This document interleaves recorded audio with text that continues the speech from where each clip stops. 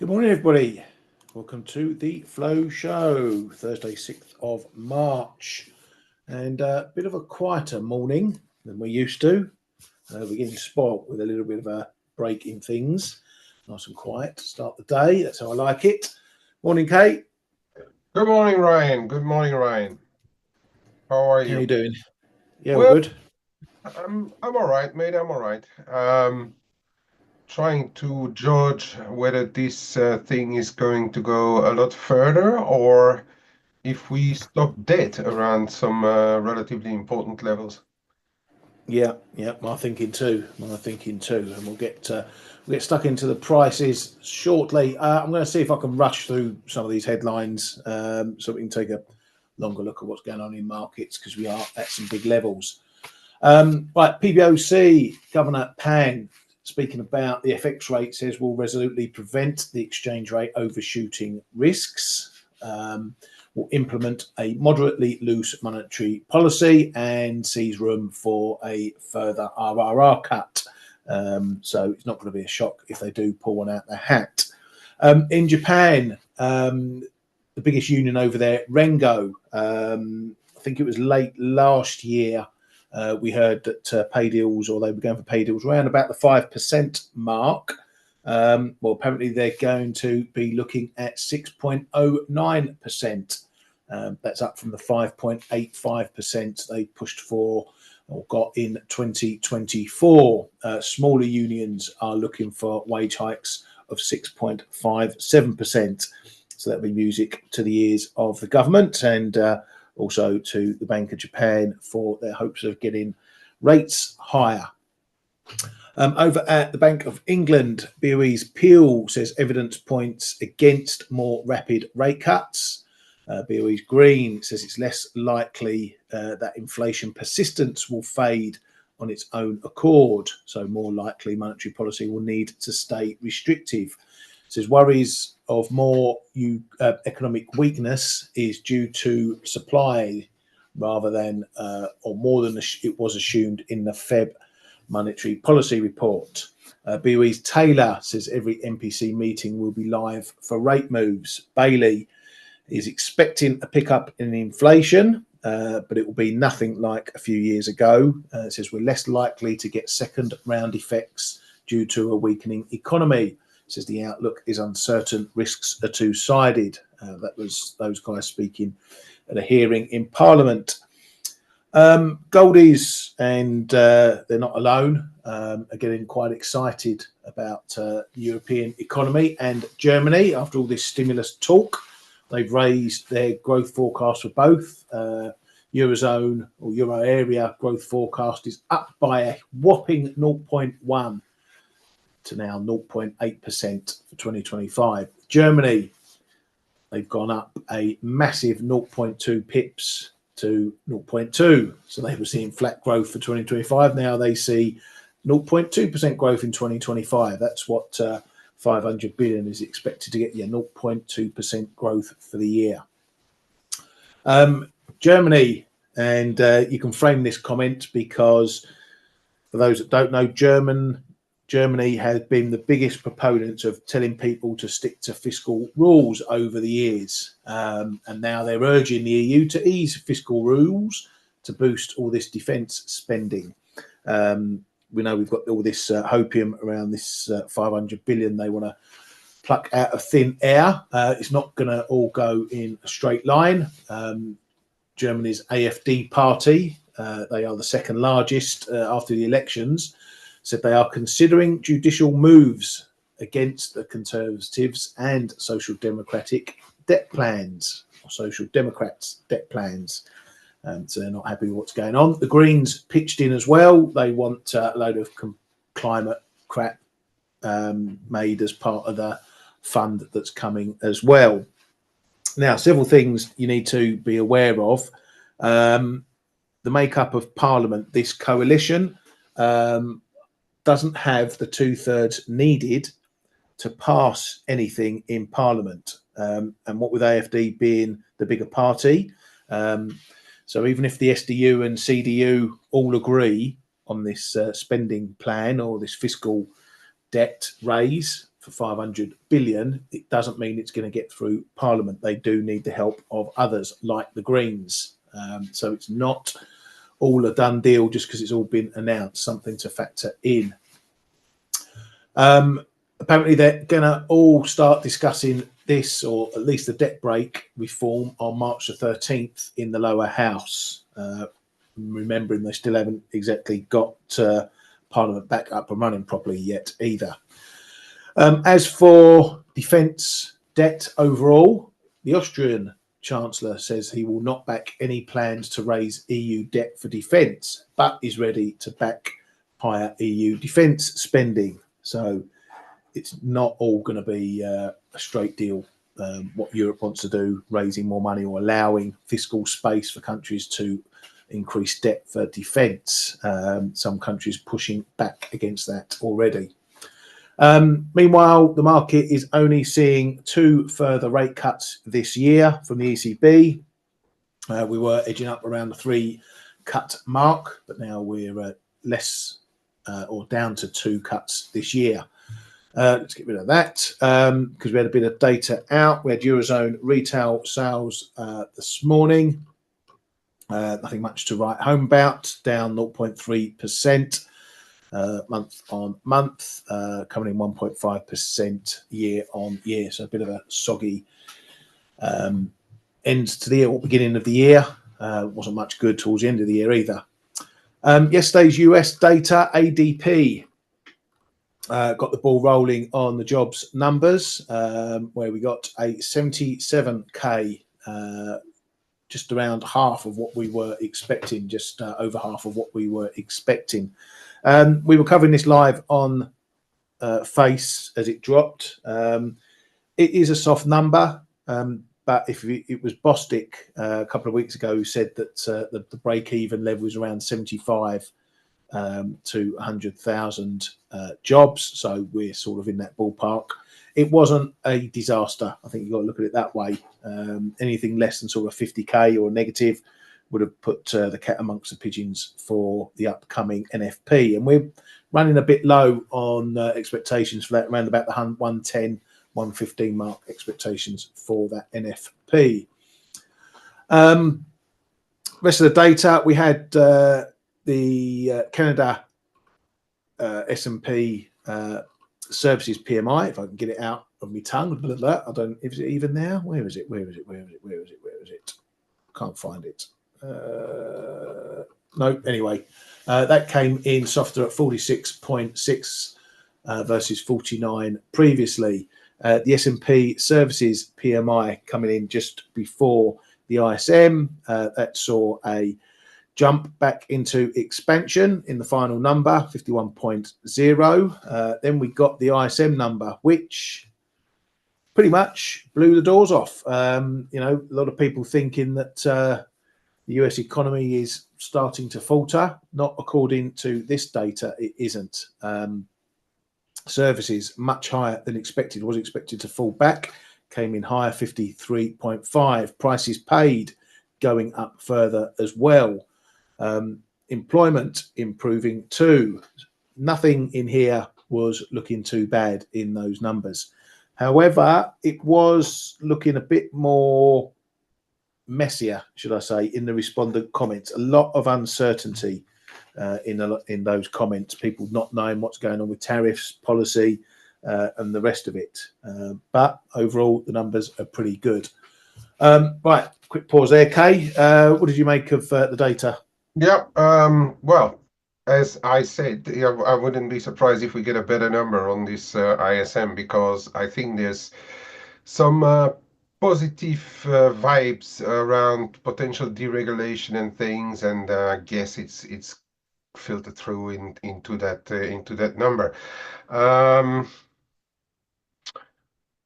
About the rest, really, I don't see too much to change the actual picture right now. Yeah, I think the market is really trading different stuff, and those data, I think we will need to see how they evolve if we de facto get all that promised deregulation in the States. They're working on stuff. On the other hand, are people going to continue to hire that much? That's going to be the question. I think it's going to be case of really watching how those numbers evolve, and then the subcomponents, especially around employment and orders. That I think is one that we're going to have to watch very closely. Yeah, thanks, mate. Last bit of data from the US was the factory orders, which came in as expected, 1.7%.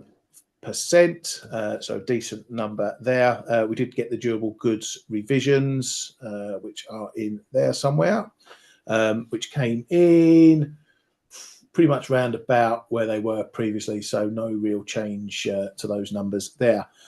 Beige book came through in the evening. That saw a slight rise in economic activity since mid-January and slightly optimistic expectations for economic activity over the coming months. That's the report run through the central bank regions.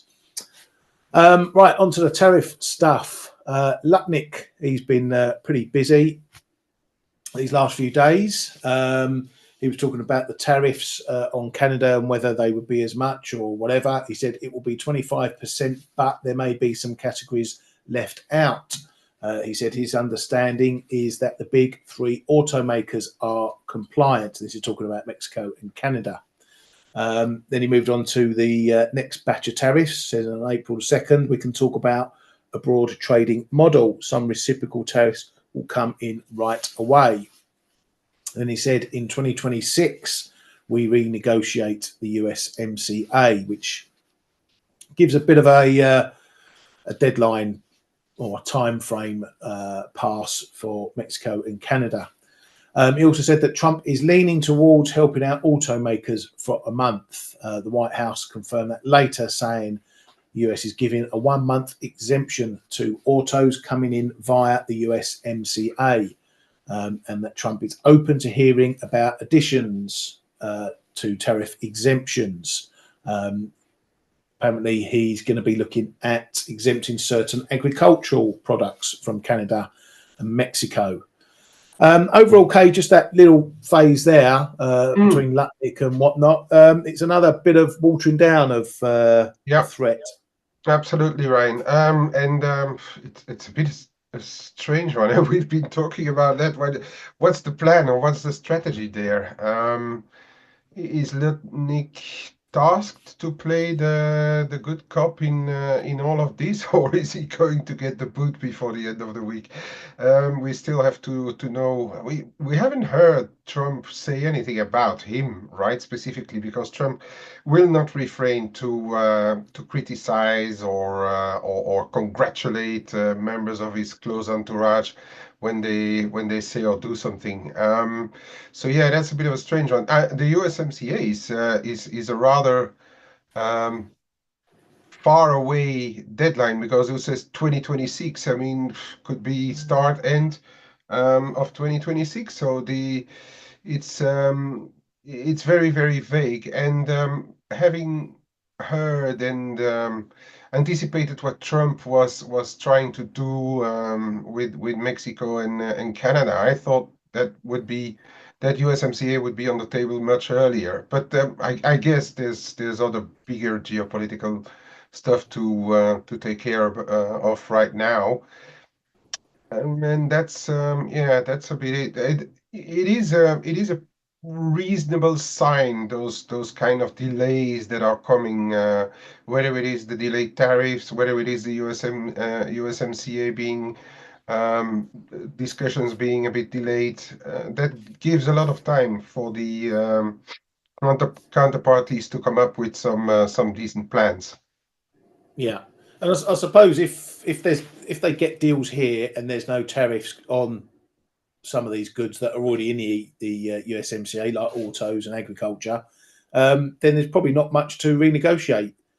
Absolutely. Because everything will be tickety boo. But that 2026 line will have the market thinking out of sight, out of mind for now. You know what it's like to do with it.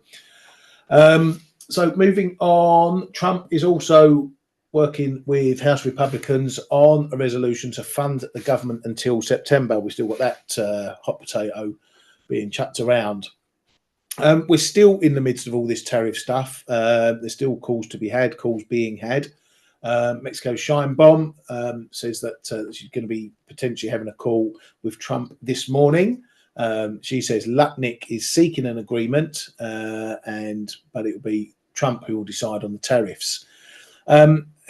Then we had some shots across the bows ahead of the Trump-Trudeau call. A Canadian official said Canada will not end tariffs unless the US lifts all tariffs.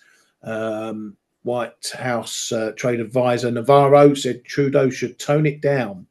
Then we had this call, Trudeau and Trump. The best we got out of it was a Trump truth bomb, saying that nothing has convinced me, speaking about fentanyl, that it has stopped. He said that it's gotten. He said that Trudeau said it's gotten better, but he said that's not good enough. He then said the call ended in a somewhat friendly manner. And then he went on a rant about Trudeau's only doing it to stay in the election, and he hasn't called a date yet, and blah blah blah blah blah blah. Over to the Ukraine. US has apparently cut off intelligence sharing with the Ukraine. White House Security Advisor Walt said Trump will lift the Ukraine aid pause if talks are nailed down. And Politico reported, and that's been picked up again this morning, that Trump's aides had held secret talks with Zelensky's political opponents in Kiev. So that story is still bubbling. That's another reason why Zelensky might come running back to the table with his tail between his legs. The Kremlin's been up and about, not happy with what Macron has been spouting the last couple of days, saying his speech was extremely confrontational and hardly the sort of speech by a leader who wants a peaceful conclusion.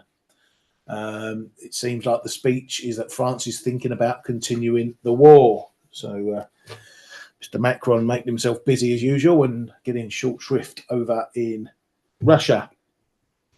That's all I've got from headlines. Conan, you got anything else? No, Ryan. I think we can look ahead to what's to come in a couple of hours, or in an hour, actually.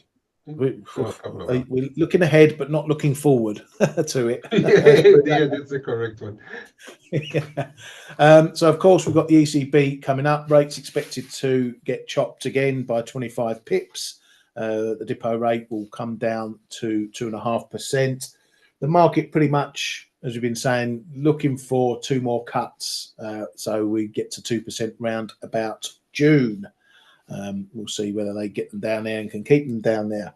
The discussion today, or the market moves today, are probably just going to be over. Have they come far enough already? Do they want to pause? Expect Lagarde to face a ton of questions on these yield moves. She should be happy that potentially there's some fiscal moves afoot. She's always telling countries they need to do more. Germany's looking like it needs to do more. The difference, though, is whether she sees it as big growth measures or just defence stuff coming through. But she will get badgered on these yield moves, that you can be sure. Anything else we should be looking out for, Kay? No, regarding those yield moves, I think there would be only one question to ask is, to which she will probably not give any answer today.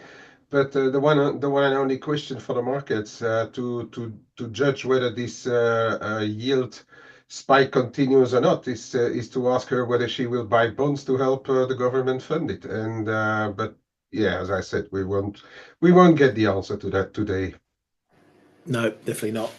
She'd probably say that there's nothing. There's no financial stability worries coming from this in the first instance. Now, I want to bring this up quickly, Kay. This all this fiscal raising and whatnot that's going on. Okay, I want to take you back to 20.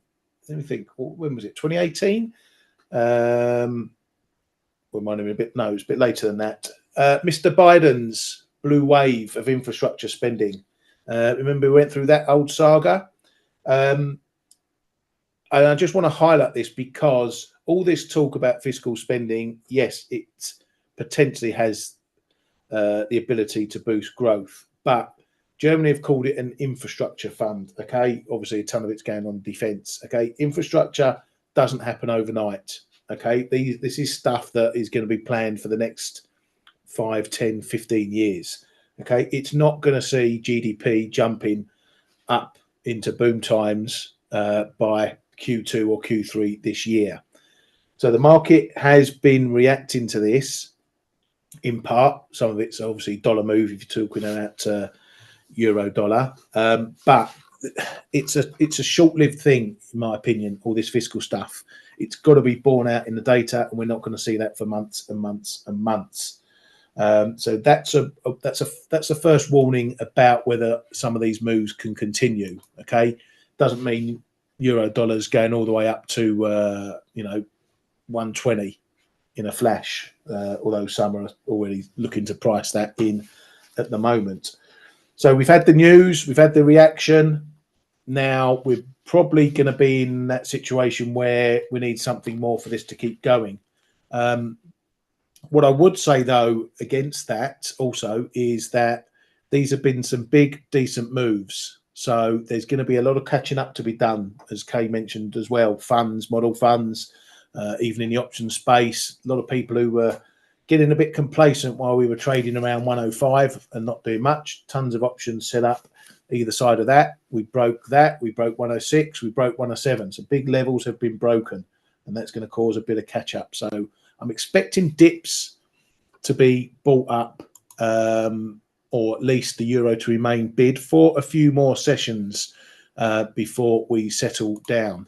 We've already run into the 61.8 fib of the move from 112, and there's a bit of a fib party going on today around these 61.8s in quite a few pairs. So we're at important levels in a lot of pairs. Kay, just before we go further into the charts, you remember that that was when we were in our old chat room when we talked about the Biden's blue wave and the reaction to that. Yeah, as you say, it's going to be longer spun out, but the market has to trade it in a way. First of all, because it was looking at lower yields, European growth being anemic and everything. So it's come as a bit of a surprise for many.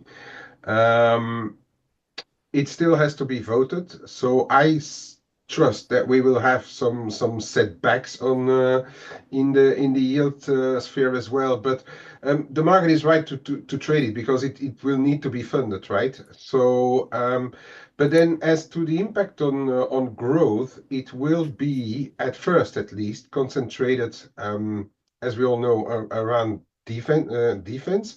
So that is going to be the sector. Those companies, that sector is going to benefit, and we already see it in some of the equities is going to benefit from it. Now, will it create long-lasting growth? That will have to be seen once the sums have been made up between what you spend for defense, help to Ukraine, and then what the rest of the economy is doing. It will create jobs. It will create money flowing into certain sectors.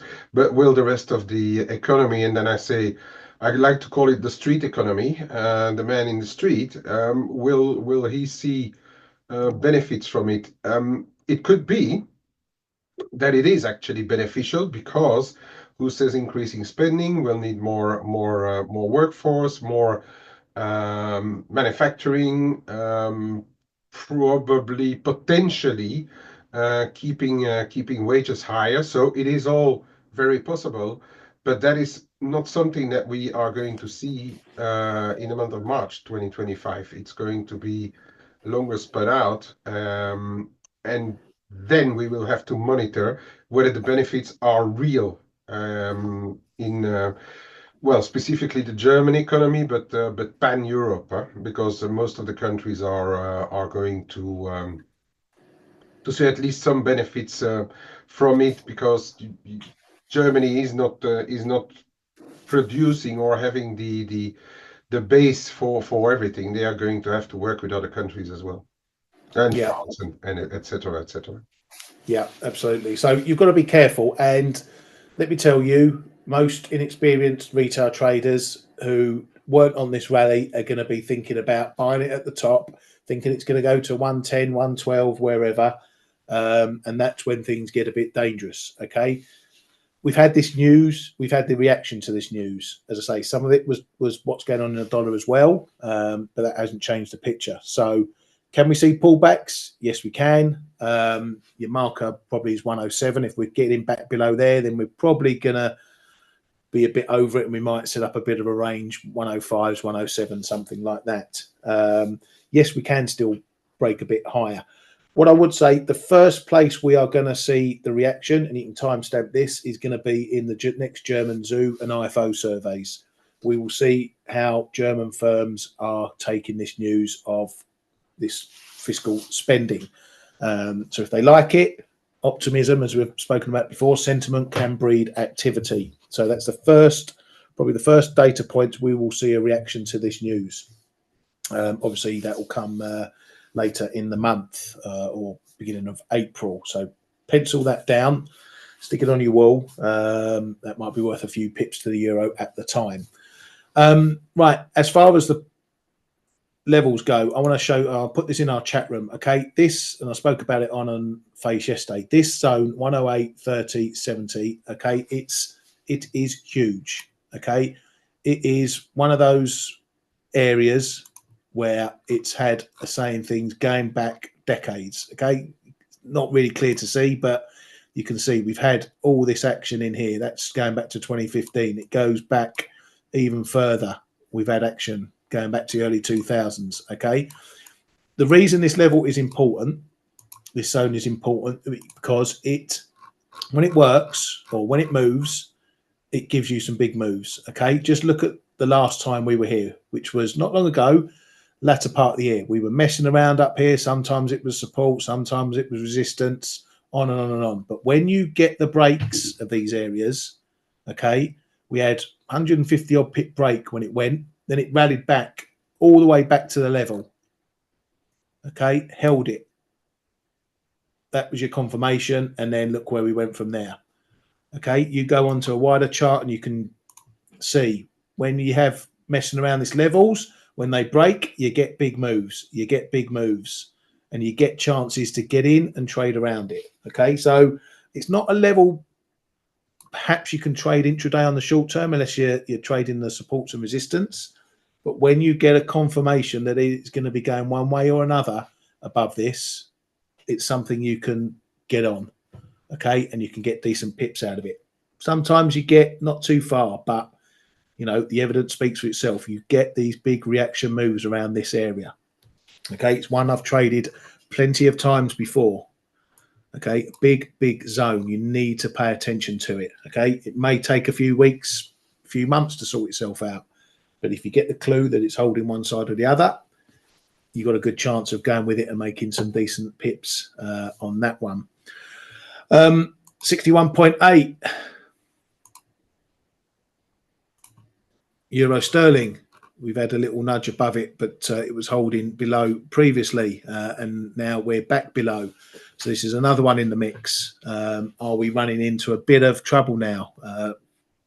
I think there's a possibility. I'm still long euro dollar, but I think the price action is saying that maybe we've just for now gone as far as we're going to get. Yeah, we might get a bit more of a push through, but if it doesn't hold any further rallies above the highs it's prior made, then maybe we're going to see a bit of sideways action. Obviously, I'd love it to keep going, but that's the thing.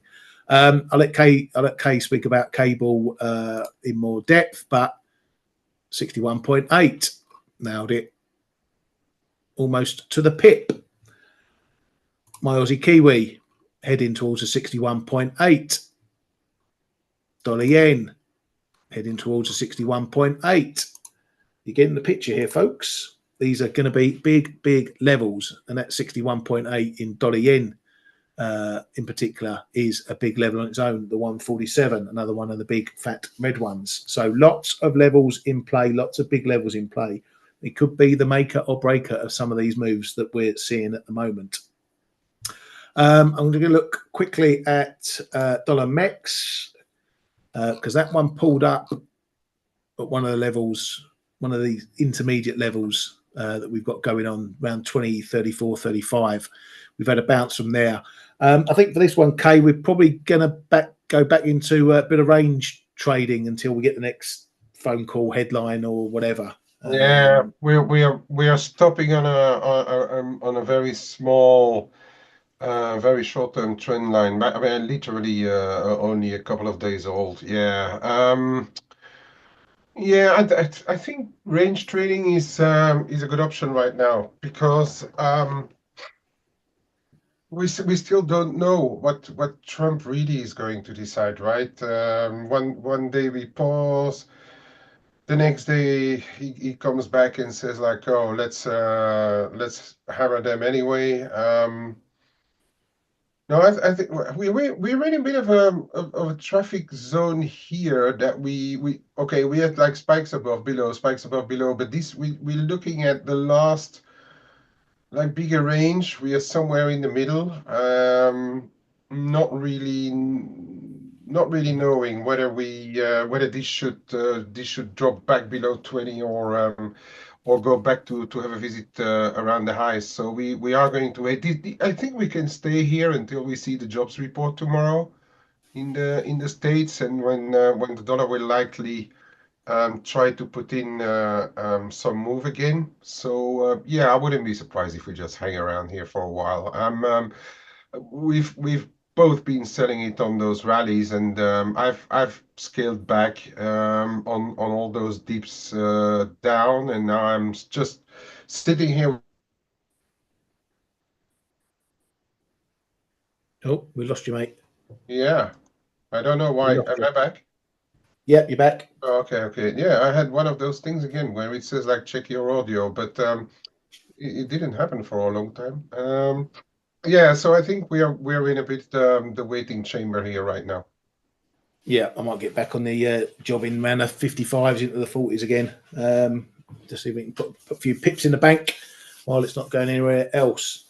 Right, Kay, I'm going to put it over to you nice and early. Yeah, okay.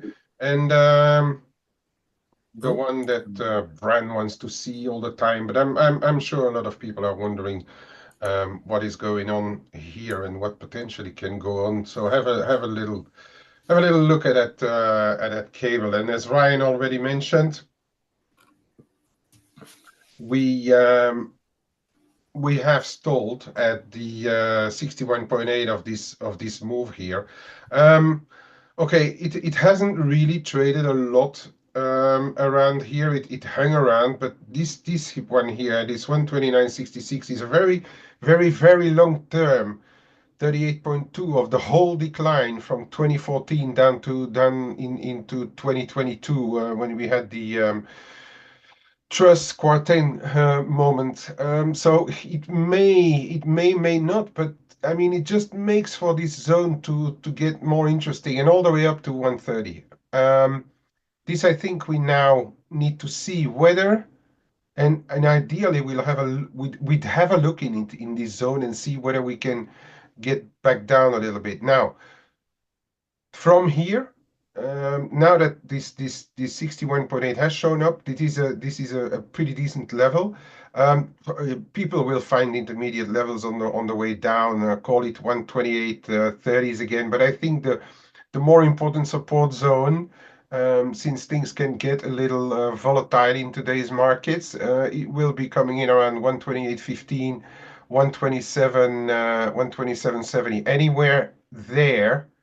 If this has to continue higher on any setbacks, this should start to support again, and then perhaps have a look into that thing.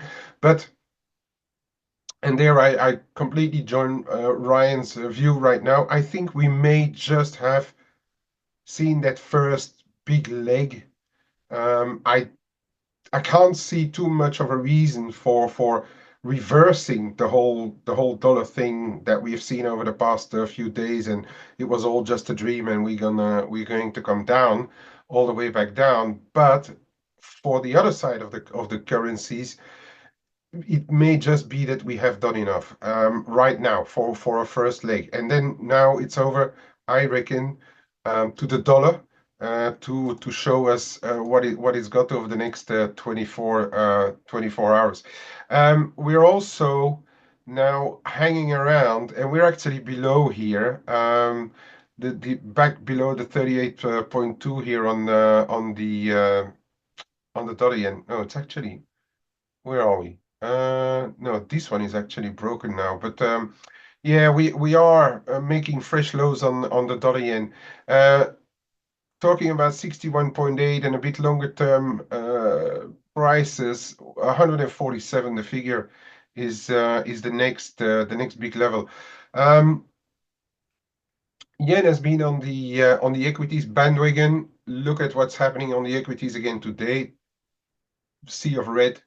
And I think that is very important to keep a very close eye on the yen. We've seen those yield spikes. They have had in their own right a little bit of an impact, but the yen is not on the yields train right now. It is on the risk train, and it is on the outlook train for potential growth slowdown, maybe in the US on the back of what the Trump policies are looking like. And that is what is really impacting the yen right now. So I'd be careful to catch knives. We have seen all those spikes. Maybe I should go on a little tighter one. We've seen all those spikes come in, but most of those spikes here have been accompanied by spikes in equity markets rather than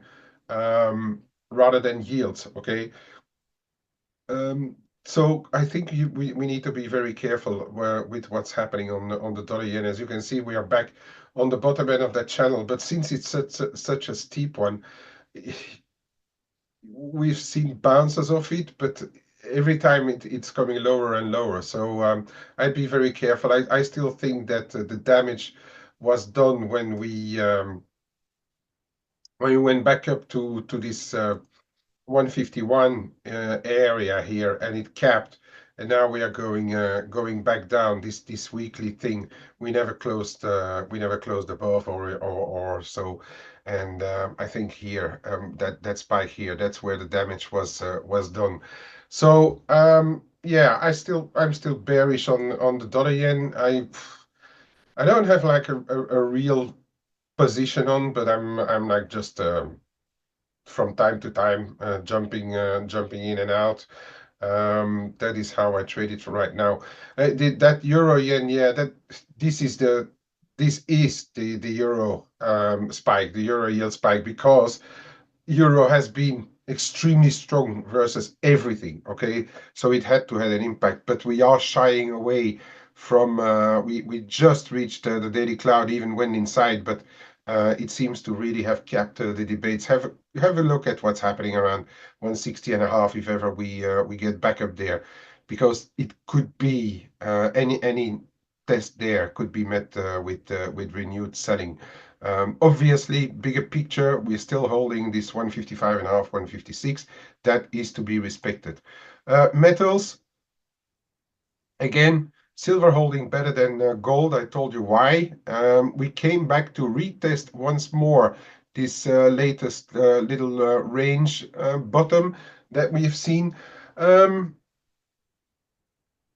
I think range, potentially, if we see more cooling down on tariffs, etc., potentially a move back into the 2860.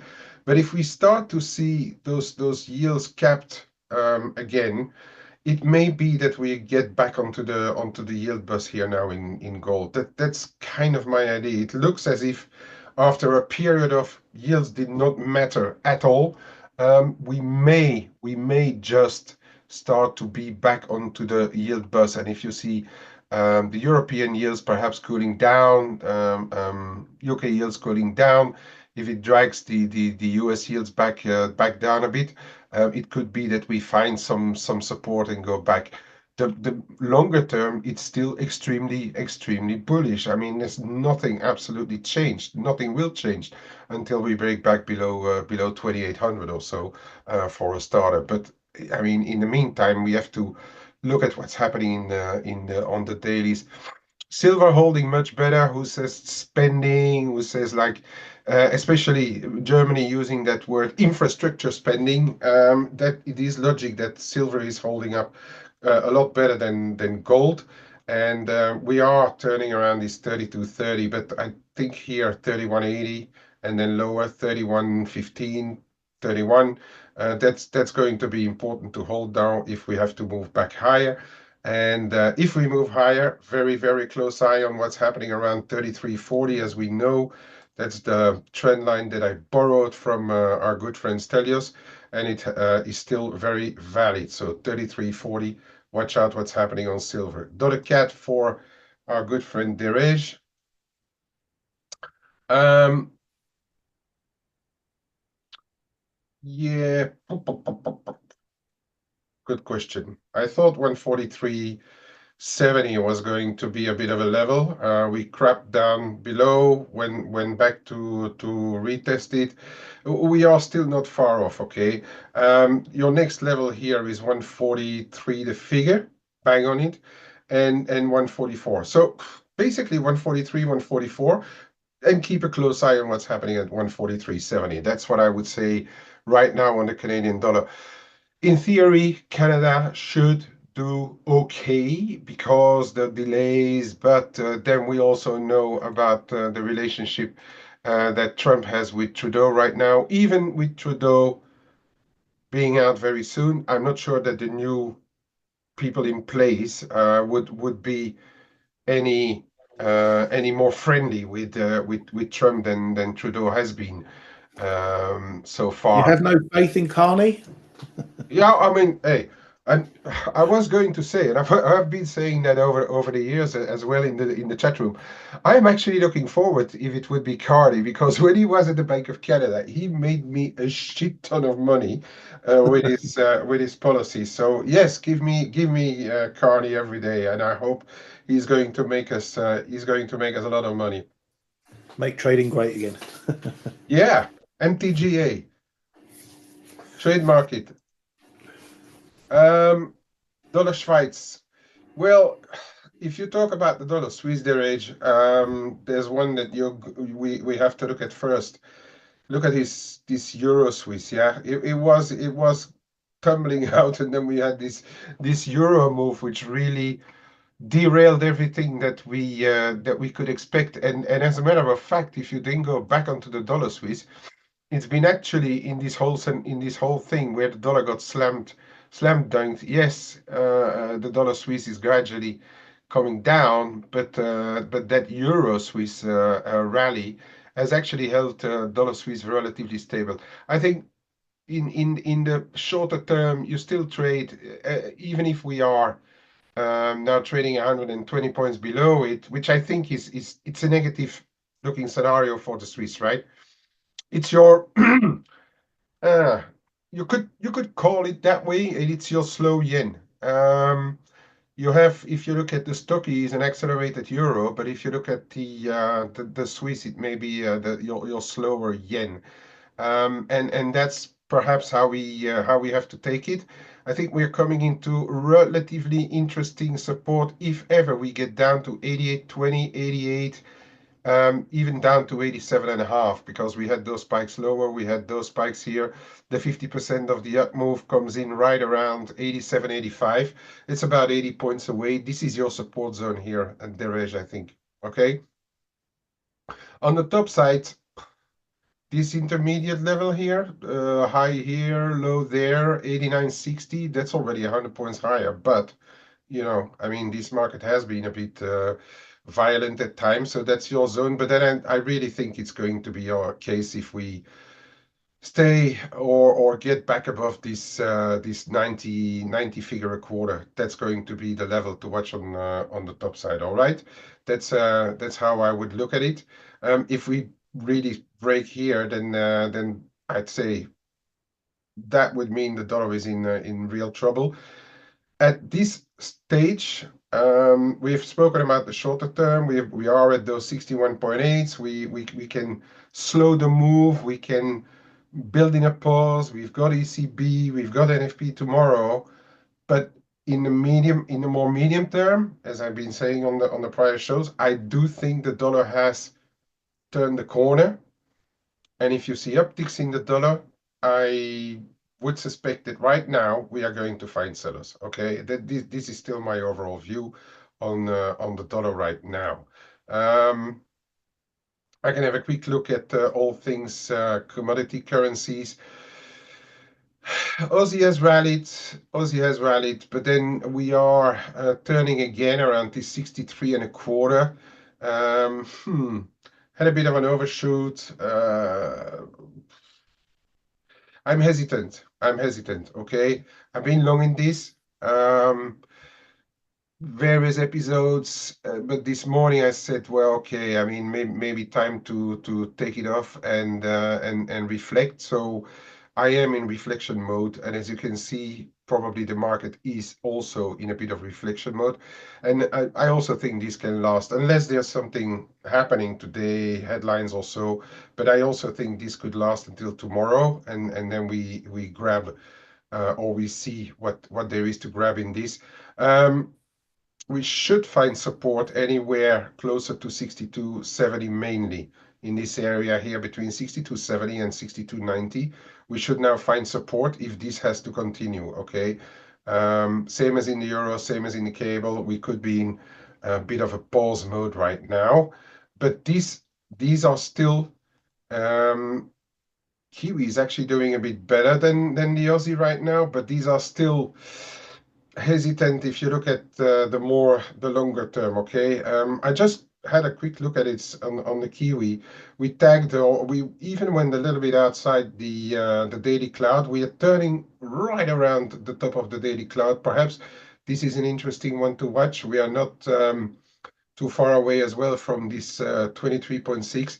So a bit of an interesting one here, up to 57.5 to watch in the Kiwi. If we get through, it may mean that we are on our way to a bit higher levels. But if you look at it at the global move, still not out of the woods, I'd say, and unless we break above 58. If we break above 58, then I think we are going to go higher. Okay. And that's about it for me for today, Ryan. I think we've done. Thank you very much, mate. Enough. Yep, cheers, thank you. Right, enjoy yourselves, boys and girls, for the ECB and listening to Madame Lagarde, where no doubt I'll spend most of the press conference taking the piss out of what she's wearing and whether De Guindos is going to speak or not. Have a great day, everybody. We'll see you all for NFP Friday. Have a good one. Hey traders, this is Blake Morrow with ForexAnalytix. Thanks for stopping by our YouTube channel. Don't forget to like these videos, share them, and subscribe to our channel so you don't miss any of the content that we provide here for free. Thanks for stopping by. I'll see you in the next video.